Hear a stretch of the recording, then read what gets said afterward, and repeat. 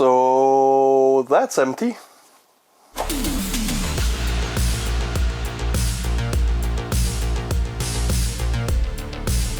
Welcome back to a new video, and you can probably hear that my voice is a bit strange. Well, that's because I got COVID.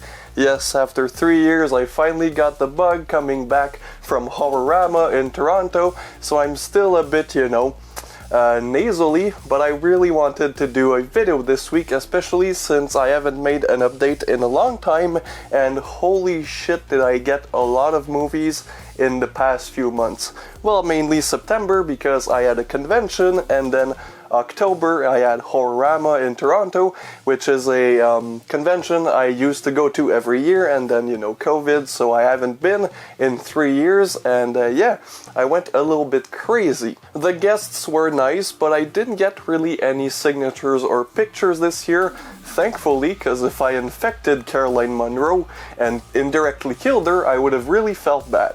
Also, I wanted to keep the money for the movies, and I got a lot of that. So this update will be a mix there of, the movies I got at Horrorama and Requiem Fear Fest, which is a small-ass convention in Montreal, and a few things I got in between. And the first thing that I didn't get at any convention that I want to just go buy is August Underground, the 2-disc edition by Toe Tag Pictures. I know this is getting the entire trilogy released on Blu-ray. I'm dumb and I paid way too much for this. Also, I watched the movie, and if you guys seen my review, you know that not the biggest fan. And honestly, I listened to the latest episode of the Sick on Cinema podcast, and by the way, great podcast starring guesting with the guests Urshel Gordon or Shock and Schlock. My brain fog is still present, and they're like, oh yeah, everybody likes August Underground. Everybody likes it, except nobody can tell me why they like it, because in my comments, even the people defending the movie were defending the concept more than the movie. So in my opinion, this is a conspiracy. This is a conspiracy, and everybody who says they like this movie don't actually like it. They're just pretending to look cool in front of Fred Vogel, because nobody can tell me why this is good. So, paid way too much, the movie is bad, whatever. I'm still glad I own it. And then from the things I got at the Horrorama convention, Kier Lajanis, which is a person in the public eye in the world of horror. She did the documentary about folk horror, and she works a lot with Severin films. Well, her book got re-released, which I was glad to, because this was a book I was really looking forward to read, except it's been out of print for years, but it got re-released. She was there, she signed it, and it comes with this little CD, so you can get, I think it's like soundtracks from multiple films, so this is her signature. So yeah, this is another film I can add to my collection of reference books about movies, horror movies, exploitation films, whatever. And they were also selling her box sets for folk horror and House of Psychotic Women, which is a box set inspired by the book. However, I decided instead that Synapse would be the company that would be getting most of my money that weekend, and they did a lot. So this is gonna be my Synapse stack, and let's start. Well, first of all, Synapse is a company that's not hard to get in Canada, and it's not too expensive. But still, you rarely see them at conventions, and I haven't bought a lot of things from them in a while, so I went a little nutty. And the first thing is this super limited edition slipcover and steelbook of The Living Dead at Manchester Morgue, which is not a film I have seen yet, so I kind of blind bought this completely ridiculous 3-disc edition with the soundtrack. I just don't want to ruin the slipcover. 3-disc, that's the catalog, a poster, a little book. So this is a pretty big edition, but from everything I've heard about this film, it's the type of, film I like. It's from the 70s, it's like this zombie kind of film. I don't know, looks pretty badass. So yeah, that's a movie I got. Curtains, a lot of Canadian actresses from genre films were there. Lisa Langlois, Lynn Griffin, Leslie Donaldson, and they're all women that, acted in a lot of genre films from Canada. And they talked about this in a panel, and then I was like, oh yeah, I don't own Curtains yet, so I should probably change that. And of course, Synapse was there. I watched this. I watched this. This is a great slasher film. It's almost inspired by Giallos. It's because it's very well shot, very mysterious. But from what I understand, the DOP or the director and the producers weren't really in agreement as to what this film should be. I think the producers wanted this to be way more of a straight-up slasher, while the director or DOP wanted this to be way more of a giallo. In the end, you get this very strange mix of a giallo / American slasher, but Canadian.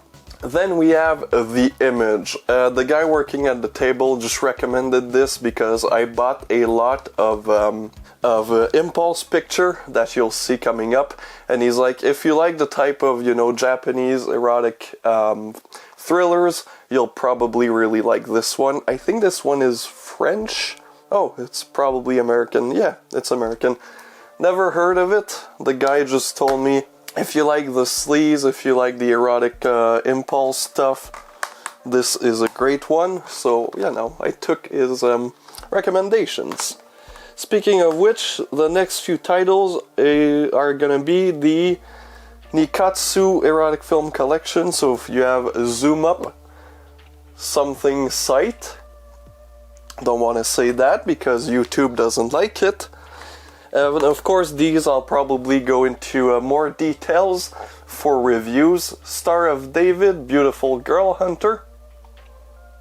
Don't want to show too much because these are very inappropriate. And finally, Love Hunter. So expect reviews for all of these because I love me some Nikatsu titles. Moving on to the Synapse DVDs, because what I like about Synapse at conventions is they have a lot of their stuff that's out of print. I'm not sure about this one, but the next one I'm pretty sure it is. And this one is Night of Death, which this one is a French film. Again, the guy working at the table was like, if you like gory, sleazy stuff, you gotta watch this one. This is from 1980. It's French, and I haven't seen it yet, but it looks sleazy, looks gory, looks fun. And the next one I was so happy to finally find, and at a decent price. Not cheap, but at least, decent, more cheaper than like on eBay or something. And that is, of course, Singapore Sling. Which again, I was so surprised that they had these, because I'm pretty sure they're out of print, but they had like 2 copies of everything, and that's why I spent so much money at the Synapse tables. Because if it was only the stuff they recently put out, I probably wouldn't have bought as much stuff. But since, you had their Impulse, and then their older out of print stuff, I had to buy it. This is also one that is possibly going to be featured on this channel, because this is quite known in the extreme cinema community. Oh, and of course, all of their releases come with their little catalogs. I have so much of these catalogs, holy shit, from different years. Singapore Sling looks pretty cool. Let me know if you've seen any of these and what you think about them. This one is one I was really hyped to find. This, I saw it and I bought it as soon as I saw it. I didn't think about it, I didn't wait. Stacy. This is another one I've been wanting to see for so long, ever since I got into cult Asian cinema. This is one I've always heard about, And yeah, I can't wait. It's a zombie film, which the zombie, genre I'm kind of tired of. However, since this is from 2001, which is around the same year as another one of my favorite Japanese zombie films, Junk, was made in about the same era. I don't know. I can't wait to watch this. This is going to be one I'm going to be watching fairly soon. And then another one that I didn't even know Synapse put out, and I'm pretty sure it's out of print because if I see the year, this was released 20 years ago, so probably when Synapse was just starting. And it's a film from 1996, the year I was born. Organ. This is gonna make my subscriber Vagilis Fear very happy because he's been recommending me this film for so long. And lastly, the Coffin Joe trilogy. So again, Sick on Cinema podcast just released last week or 2 weeks ago their episode on the Coffin Joe trilogy, and I saw at the table the third one was released on Blu-ray by them. I didn't know the entire trilogy, so I looked at the DVDs and thought to myself, well, for the price, might as well get the 3 films instead of just the one on Blu-ray. And yeah, can't wait to watch these. Again, the Sick on Cinema boys did a great job selling it. These are Brazilian horror films, very gothic, very atmospheric, and yeah. Again, I haven't watched any of these, but I can't wait to dig in. So I'll move from Synapse to Severin Films. Whew. I got myself some more water because you've probably didn't see it, but I coughed a lot in that last segment. I just cut it out. So I'm just gonna drink some water, for the throat, because holy shit, this whole COVID thing isn't fun, surprisingly enough. The next little stack is Severin Films. Now, I've complained a lot about Severin Films with, how shipping is to Canada and how I mainly buy DVDs now from them because on Amazon.ca they're way cheaper, like half priced. Now these I got at Requiem Fear Fest, and they came up to about $14 each, and they're Blu-rays, and most of them, all of them except one, have a slipcover. So this was probably the best deal out of the entire month of September. The first one is The Black Cat, directed by Luigi Cozzi, which he's known for Star Crash, starring, of course, Carolyn Monroe, which I didn't meet, but I saw her panel at Horrorama. Contamination, which is a blatant Alien ripoff, and of course, Paganini Horror, which is one of my favorite Luigi Cozzi film. It's so ridiculous, it's so bad. Anyways, this is of course based on the short story by Edgar Allan Poe. I'm confusing my classical horror authors, but yeah. So I have a lot of films based on this this particular short story from Edgar Allan Poe. Of course, the one by Lucio Fulci, and of course, Your Vice is a Locked Room, and Only I Have the Key. So can't wait to watch this. It's from 1990. The best decade in Italian horror was, of course, the 1990s, so yeah, can't wait to watch this. The next one I watched yesterday and loved it. This is, of course, Blood on Satan's Claw, starring the beautiful Linda Hayden. It's from 1971. It is British. It is also known as Satan's Claw? Satan's Skin. That's the title, the alternate title. Beautiful slipcover. If I'm not mistaken, this was included in the folk horror box set, or this is in the same, vein as in this is folk horror. Great little film. Really loved watching it. Linda Hayden is always a treat. If you haven't seen it yet, not a lot of you actually saw that review, but I reviewed House on Straw Hill that also stars her. Go check that review out. House on Straw Hill is amongst my favorite British horror film. It's definitely one with a lot of balls. This also has a lot of balls, especially for 1970. I mean, there's a lot of good stuff in here, so keep an eye out for this one. It's a must-watch for any fan of 70s satanic films, you know, in the same vein as Mark of the Devil and, you know, a lot of things in that type of vein. It's very British, very European, very classy, but also very, very much an exploitation film.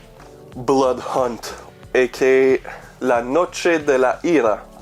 I don't know, you had to buy 7 movies for it to cost $100, so this was another one they had.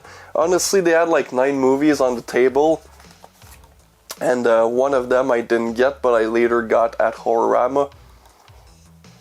I think this is like a revenge vigilante film from Spain, so this should be pretty cool. Next up, the infamous Night of the Demon, which I haven't seen yet. I can't wait. This is another must-watch probably in this Halloween season, but this is a Yeti movie, and I love myself Yeti movies. The Geek, yes, perfect film. So apparently this is also pretty good. This is known for having the Yeti rip somebody's cock off. I'm not kidding. That's mainly what this film is known for.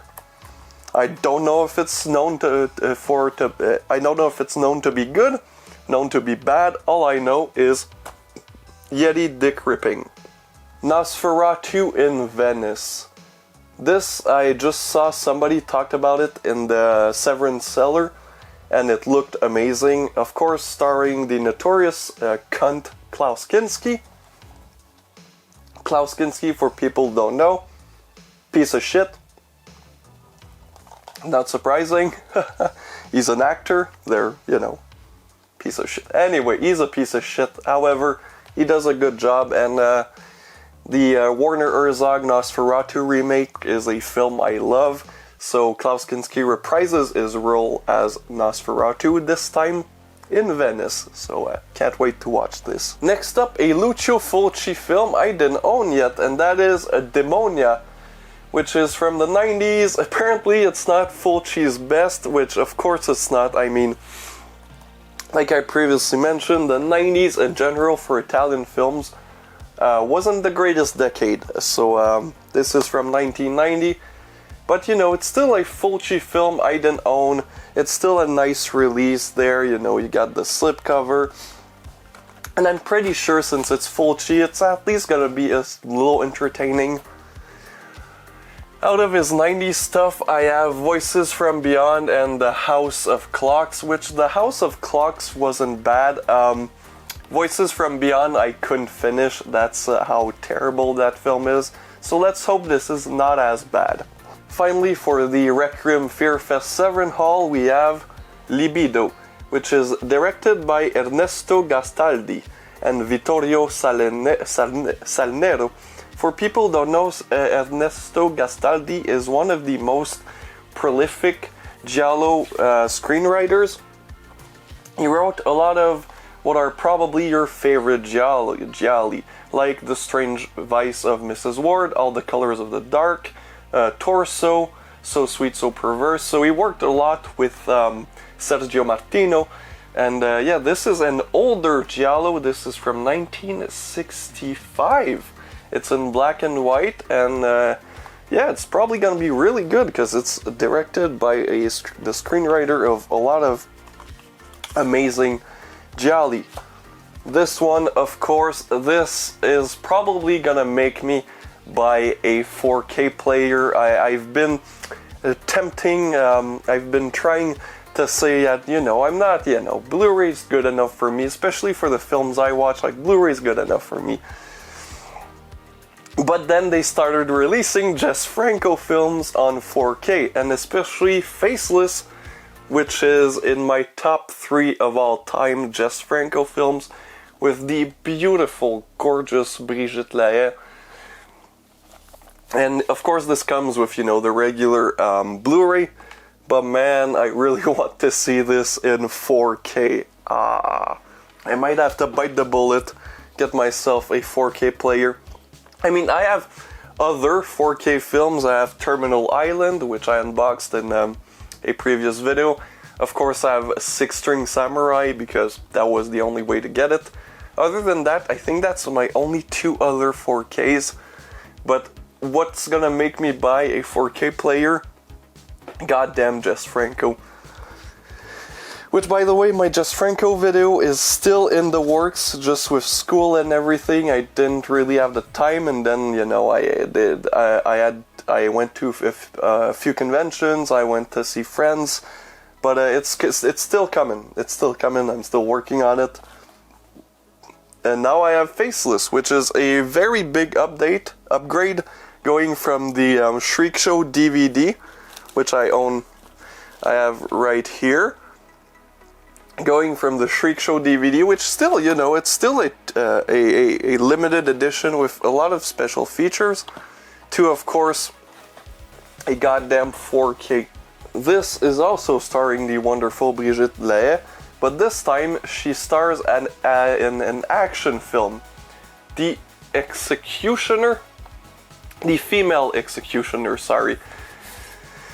So yeah, this looks pretty badass. This is a French film, and like I said, Brigitte Lahaie stars as a detective trying to bust some illegal pornography, and she becomes a vice cop, and this just looks so badass. I love myself some Brigitte Lahaie, especially if she's playing this badass cop detective trying to bust porn rings. There's just something so ironic and so sweet about that. Finally, for the Blu-rays, because I still got some DVDs, Bloody Pit of Horror. Now this is an older horror film. I'm pretty sure it's Italian. It's from the 60s, 65 again, just like Libido. And I think this is more gothic, atmospheric horror. I don't know, looks pretty badass. Then I have two DVDs, of course, from Intervision, their sub-label, Queen of Blood, directed by Chris Alexander, who was the editor-in-chief of Fangoria. I haven't seen this one yet. But yeah, I'm glad I stuck for the Sunday, because at conventions you always have to go both days. The first day to get, you know, the rare stuff, and then the second day because they need to get rid of their things, and this is how you get some good prices. Also, like, the Intervision DVDs weren't on the table. Instead you had, you know, Cure la Jeunesse with their book, but on the second day they took out the boxes and I got, you know, some Intervision DVDs. Finally, for the Severin haul, Bruno Mattei's The Gel, The Woman's Hell. Why not? I mean, I love the 2000 Bruno Mattei films. I talked about Mondo Cannibale. This week I watched Zombies the Beginning with like COVID brain fog, which was an experience. That film is something. This I'm probably gonna review, because Bruno Mattei in 2004 till 2007, until his death, just made these weird modern day exploitation films in like the Philippines. I don't know. Like I said, go watch my Mondo Cannibale review to get the full backstory. But this looks so sleazy, so not of its time. Like, these don't feel like films from the 2000s. So this is gonna be the last, like, a specific company haul, and that is, of course, Vinegar Syndrome. Didn't get too much stuff from them, because either I already got what I wanted in previous sales, or I'm not gonna buy anything to sell, because I've spent way too much in the last few months. So, but you know, I still got a few things. This I got at Requiem Fear Fest for quite a good deal. This is Shot with the slipcover. Don't really know anything about the film. I've heard the guys on the Sick on Cinema podcast discuss this one when somebody asked for a film similar to Deadbeat at Dawn, and they talked about this, so got me curious, so I bought it. Creature. I haven't seen it, don't really know anything about it. All I know is the cover, I love it, And usually I'm not a big fan of sci-fi horror films, but I don't know, especially mid-80s sci-fi horror, but it just looks like cheesy good time. Plus it comes with another film, The Titan Find. So yeah, double feature for the price of one, plus it's R-rated. Why not? Why not, Coconut? Now this is more my vibe. Shallow Grave. Pretty sure this is a rape revenge or just a revenge film, and it looks like some sleazy good time, sleazy exploitation film. This cover is absurd. Like, what is going on in there? The back from 1984, which is a bit late for this type of film, but hey, I don't judge. Now this one. This one looks like my type of shit. Streets of Death. I won't show you the back because YouTube won't like that. But yeah, this looks to be a shot on video film, which is weird because Vinegar Syndrome has a partner label that specializes in shot on video films, but this wasn't released through that. This was released through Culture Shock. It's from 1987 and it's about a man in LA who murders prostitutes. Looks fairly sleazy. Another one I'm confused about the labels and the sub-labels, because they have Kani, that's a company that releases modern and classic Asian cinema. And this is what this is, you know, it's Air Doll. Haven't heard of it, it's pretty modern, but it's released by another company. So, Deke Analog.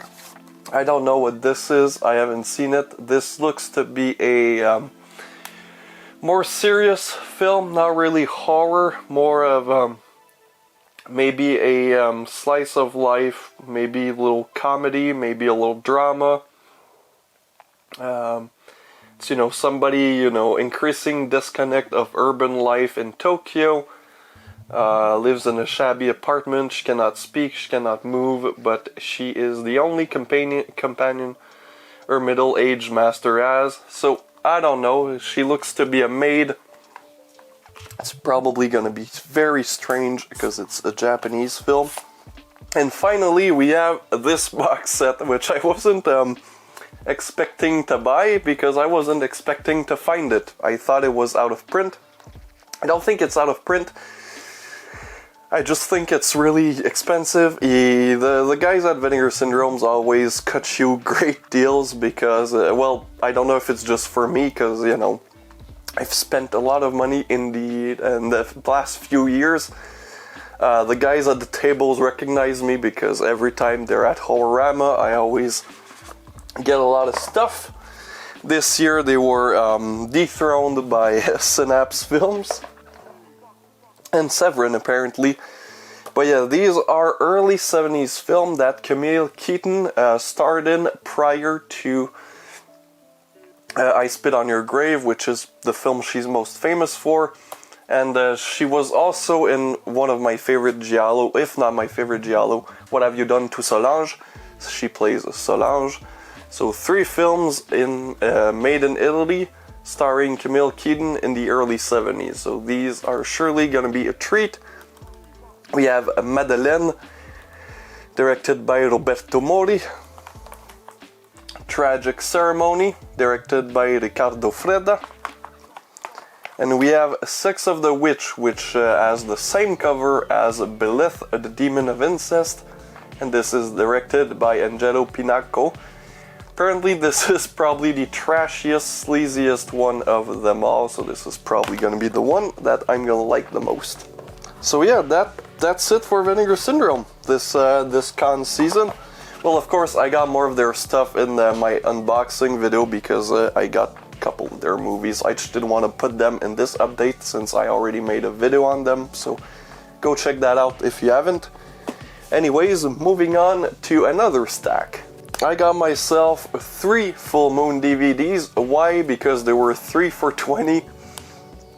They're so cheap, it's incredible.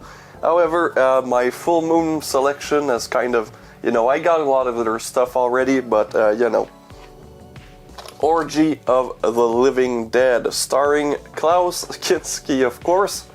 No, sorry, Paul Naschy. I'm mistaken it for another film they release in this vein. It's a Spanish film directed by Jose Luis Merino, and since this is not the one I thought this was, this is probably gonna be better. I thought of the one that's, the hand that feeds the dead, some shit like that. So yeah, this is Paul Naschy. I'm actually more excited now. Cannibal Woman in the Avocado Jungle of Death. Man, the Babes in the Slime Ball-orama of Death or some shit like that was not a film I wanted to like, but I really liked it, so I thought to myself, this is probably gonna be in the same vein. This is like a cannibal film starring, of course, Bill Maher, Shannon Tweed, and Adrienne Barbeau, which, hot take incoming, I don't think Adrienne Barbeau was that special. She's not a particular good actress, and she was always put in like the babes of the 80s. I don't know, she has a haircut like my grandmother. Never was too attracted to her. And this is my proudest find. And this is one of my proudest find. Slave Girls from Beyond Infinity. So I have a friend who's a bit older than me. He's like in his mid-40s. And he remembers renting this as a young adult in a video store somewhere in bumfuck nowhere, Quebec. And every time I go to his house, we always talk about it. And I'm like, I know the movie, I can get it. It's just, it got crazy expensive on Amazon.ca. So when I found this film is the only reason I bought the two others. I wanted this, and I was like, I might as well, make it 20. And yeah, this looks horrible. This looks like a horrible, good, fun time. So I got this, and then I sent him a picture. I'm like, yo, look what I got. And then he's like, next time you come at my house, we gotta watch this. So I need to remember to bring this, and I hope he still has a DVD player. So the next few movies are a slight, it might be hard to explain. So there was a lot of Bill Zebub stuff, and I have met Bill Zebub in the past. It was before I collected these types of film, but I had a great experience with Bill Zebub. He's a great guy. He's super sweet, he's super nice, he's genuine. Not sure how his movies are, but I'll discover, because I got myself 4. And if you follow me on Instagram, you already know about these. I posted about them, so I'll just go through them quickly. Forgive me. No idea what this is. Ant Farm Dickhole. Those are words printed on a DVD case.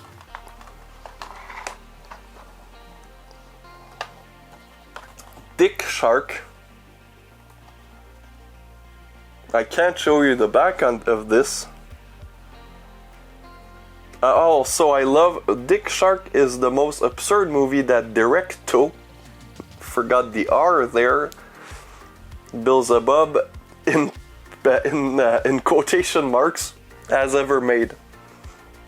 Why did you put your name in quotation mark there, Bill?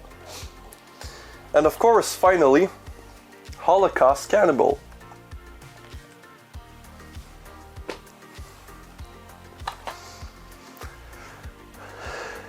Tell me in the comments if you want me to make a review for any of those films I just mentioned.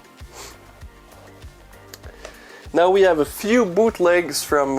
He's a guy that's always there. I always have a nice time, nice conversations with him. These are mainly like forgotten, not straight to VHS, but only available on VHS films. And one of them in there looked very strange. But before this is Night Ripper. And this looks very sleazy. It's a maniac that carves a bloody trail of mutilation and murder. This looks like a 80s or 90s, 86 slasher, you know, probably born of the multiple slasher in that era. 88 minutes. Just it was released by International Video Presentations. Yeah, usually the stuff he has is either well known, but you know, only on VHS, like the Kiss and the Phantoms, Summer Camp Nightmare, which is a great film, or these very strange slashers that are forgotten to time, which I like. I love me myself some obscure slashers that are lost to time. Now this Satanic Place, a soap opera from hell. No clue what this is. I asked the guy and he's like, these are actually made by my roommate, so I have no clue. It's one he hadn't seen. And I really decided to buy this when I picked up the DVD, looked at the cover and thought to myself, this looks absurd. And then looked in the back, and this is what sold me. The ass and the like 3D demon face, and it just looks so silly. It just looks absurd. Then for the last bootlegs we have a film, Dead Girls. We have a film. Of course it's a film. When rock and roll fantasy becomes terrifying reality. Don't know what this means. Ray Dawn Home Video. Don't know what that company is. So again, this just looks like your 80s typical slasher born out of the old, you know, slasher boom of the era, except with like rock and roll chicks. I don't know, these are so strange. Sexy and talented too. Yeah, rock starlets known as the Dead Girls, and leaving a trail of broken male hearts in their wake. Yeah, this looks silly. Then there was this guy called Nigel Hartwell. He's a very indie filmmaker, never heard of him. Yeah, I met him. He had an actress with him. So he just released this film called Demented. So it's a Canadian indie, very, very low budget film. And I told him that I cover this type of stuff on my channel, so don't be surprised if you see a review for this in the coming months. Whenever I get my COVID out. This is, of course, Tuesdays are of course supposed to, you know, be my review days, but with COVID I didn't really have time to watch and like write a review or shoot it. So you get this very sickly update with my voice probably sounding horrible. And then he also sold these triple features, which is Insight of Evil 1 and 2, and then The Expedition. So yeah, I don't know. I like to support indie filmmakers at these types of conventions. And for this stack we have Salon Kitty, which I was so glad to finally own a copy of Salon Kitty, put out by Blue Underground, of course, starring Ingrid Thulin and Helmut Berger, directed by Tinto Brass, director of Caligula, one of my favorite films ever. And this basically kickstarted the Nazi-exploitation, not the Nazi-exploitation genre, but this kickstarted the Nazi-exploitations that are about a brothel. This was the OG, this was the classy one that got ripped off a lot after it's released. And speaking of indie filmmakers, there was more than just that one guy. And yeah, these two guys, I don't really remember their name. shit. Brandon Espana and Brandon Espana. Okay, so I think the second guy was his friend. They had these, which are their two most recent films, just released on VHS through these retro releases. And I love when indie filmmakers do stuff like that. And apparently these films are available on YouTube. Well, I think Stolen Trashes and Stir Crazy is coming up. Either that or Stir Crazy is available and Forgotten Trash is coming up. Anyways, I just thought the release looked super cool, and again, the guys were really nice guys, like most, indie directors. And you had three options. These, the slip covers, the plastic cases, or like the rental cases, which rental cases just kind of looked meh. They were like black and white and stuff like that, but these looked really cool. So yeah, possible reviews for these two. And then I got these very strange, I think Korean tapes, but the movies are in English. And of course I got this because, holy shit, I can't show any of this. It's Caged Women, of course. Starring Laura Gemser. Which of course I already have. And yeah, apparently this tape, whoa, I don't know, these look so weird. Oh, okay, it's not like, it's just not recommended for children. Philippines, yeah, they're Filipinos. I don't know what the guy was saying. And I also just got this for the cover, and also because it has a Brigitte Lahaye, and that is Hitchhiker in Heat. I'm pretty sure this is porn. It says spicy on the back. I just thought these were so strange, like big boxes. Again, this tape, and he told me they were in English. Okay, they were, holy shit, okay, I just opened them. They were in a hotel, I guess, because it says, please return tape to hotel lobby promptly after viewing. And then you have like, he restricted to people under 18. Yeah. So I spoke about What Have You Done to Solange, which is, again, one of my favorite giallo. And of course I had to I finally found it. Finally, I don't remember where. Did I get this on Amazon? It's, the case is broken, so I probably got this on an Unobstructed View, actually. Probably that's more like it. What Have You Done to Your Daughters? Holy shit, this film is incredible. I really love this one. Then at Requiem Fear Fest, I got the Taisho trilogy. 3 films directed by the legendary guy that directed Branded to Kill, Seijun Suzuki. I don't know, these are releases by Arrow Academy, so the criterion of like the Arrow catalog, but I think they stopped.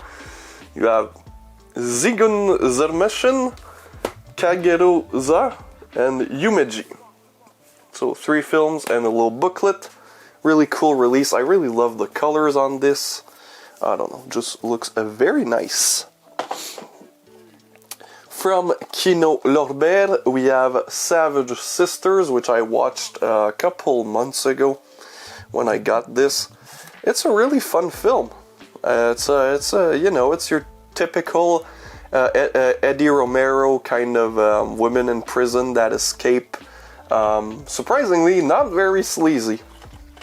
I don't know if it's because, Eddie Romero, I think this is like a Filipino film, and, some things are different over there. I don't know. I just thought this movie was lovely.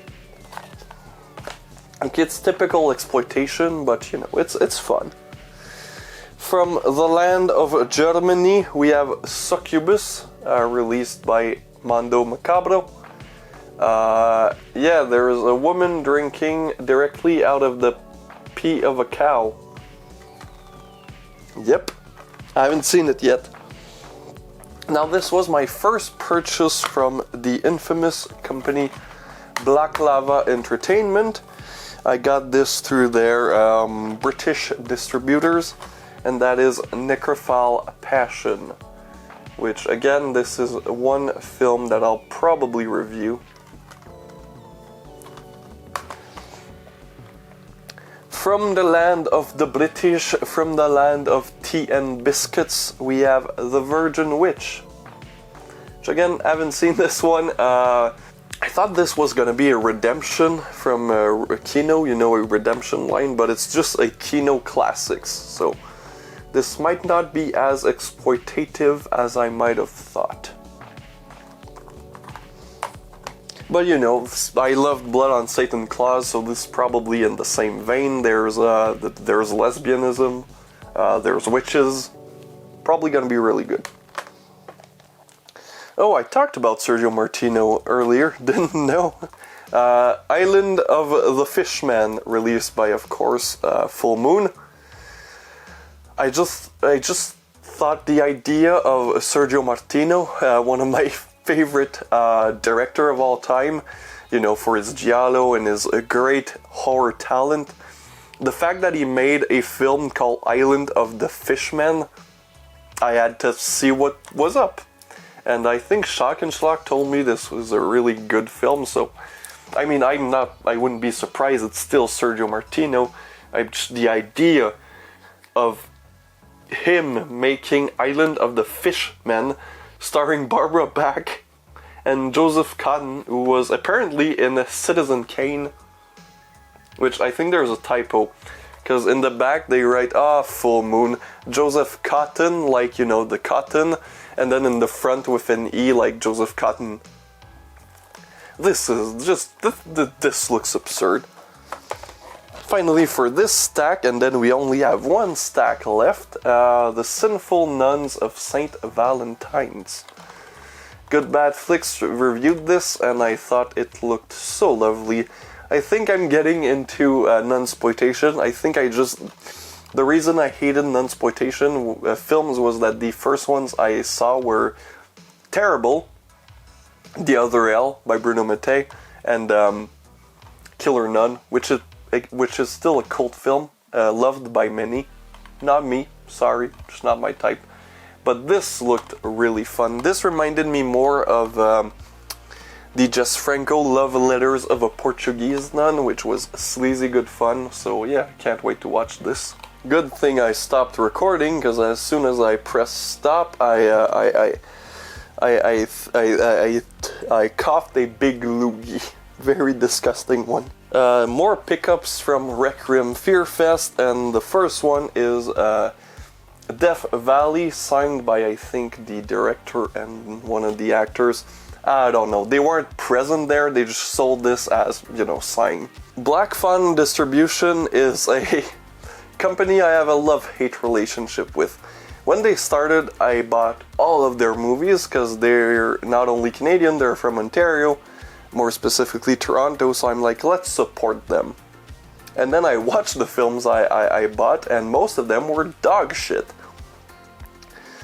But this one looked okay, you know, this is like, it looks nice, you know, it's a special edition, comes with lobby cards, you know, some nice, actually quality lobby cards, and they all have like this little poster. This one actually, out of a lot that they released recently, looked like the best one. They also had Vicious Fun, which was like this slasher villains, kind of Alcoholics Anonymous, and it just sounded like dog shit. Well, this was a surprising find. Flowers by Phil Stevens, the 3-disc Unearthed edition. I kind of missed when Unearthed did these, but like the guy selling it to me said, like, these are mainly damaged. I still regret getting rid of my 3-disc edition like this of the first American Guinea Pig. Just back in the days when I bought that, I was more expecting it to be more similar to Last House on Dead End Street, like I talked in my previous video. Ended up not really liking it at the time, got rid of it, sold it for more than I bought it for, so money-wise it was a wise investment, but still, you know, I kind of regret it. Anyways, I got this for really not a lot of money, which was surprising. And again, I've heard the Sick on Cinema boys discuss this one. And at Requiem Fear Fest, again, there was a few independent director. Well, there was one really I could remember, I could see. And yeah, I bought his film, Homicycle, which is kind of a throwback. You know, it's from the era, you know, where a lot of people did these throwback to grindhouses, which were... Anyways, as long as there's no, like, cheesy overlay, which I'm probably there is, I'll reserve judgment for when I watch the film, but it honestly didn't look too bad. Plus, you know, it mentions Nail Gun Massacre in the back, which is a terrible slasher film, but a fun one. I bought this as soon as the Horror Geek talked about it. Bloody Muscle Bodybuilder in Hell, aka the Japanese Evil Dead. This got a Blu-ray recently, which is probably very good. I just didn't want to pay the $35 they were charging for it, so I got this DVD instead. I also watched it, and it's pretty fun. It's actually a pretty fun film. Plus it's 60 minutes, so it goes very quickly. However, I really want to see this, which is a film about strippers that battle zombies. That also sounds like a fun time. I finally got the second one. I haven't bought a Trauma DVD in years, and then for some reason, I thought to myself, yeah, I'm gonna buy this, which I have the first one. They're rape revenge films starring a JV star, an ex-JV star. They're all the same. They're all the same film. I don't know why. I bought all of them. This is a Lipstick and Weekend. Now, I watched these when I was sick with my allergies, and Lipstick is this model that gets a stalker that's in the police. He rapes her, she gets revenge. Weekend is this girl who wants to be a model. She gets raped and then she gets revenge. They're so short, they're like 60 minutes each, and they're just repetitive, low quality, low hanging fruit, no real merit. They were just made for the sake of, you know, we have this ex-JV star, let's put her in this situation. I really don't know why I bought this. I knew they were gonna be bad, because the first... They're shit films. I wanted to try out a film from this line, which the SRS thing that are shot on video films from the 90s, 80s, and early 2000, I think. I don't know. Transgression. Apparently this is more in the veins of something very depressing and not like actual like shot on video cheesy fun. It's like in black and white and not what I expected, but it's still, you know, I'm gonna give it a shot because, you know, depressing films, depressing psychological horror films shot on video, why not?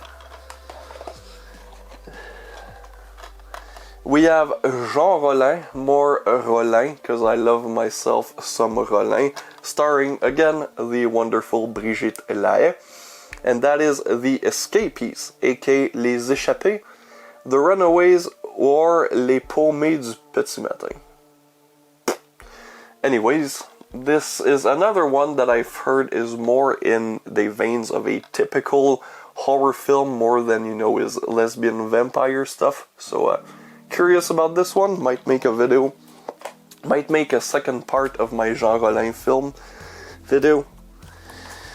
Got this from the boy Shock and Schlock. Yes, this is the Blood Runner Zero duology, and then two other films starring that girl. I don't know what her name is. Anyway, support Banana Box. This looks pretty cool. This was probably one of their biggest releases, because if I'm not mistaken, this is different art, and I think he had music done, and I think he actually might have got the rights. I don't know. Correct me if I'm wrong, Urshel. Alien 2 on Earth. Why? Because why not? This is of course an Italian ripoff. This is not actually Aliens. This is not an alternate version of Aliens. This is a completely different film made by an Italian director, and apparently this has more to do with The Descent than it does with actually Alien. So the Descent ripoff Alien 2 on Earth. Finally, this is kind of anticlimactic after this long ass video, but Bats. I haven't seen it yet, but it's Bats, starring of course Lou Diamond Phillips.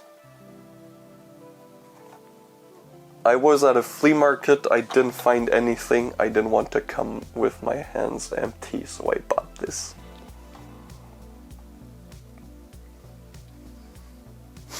Alright, well, this concludes this update video. It's a lot of stuff. This was a long video, especially, since, I have COVID, and I hope it wasn't too painful to listen to with my horrible voice and my coughing don't worry, I think I've cut it out. I don't know. Editor Spooky might be like, ah, fuck it, and not cut it out, but I think I've cut it out.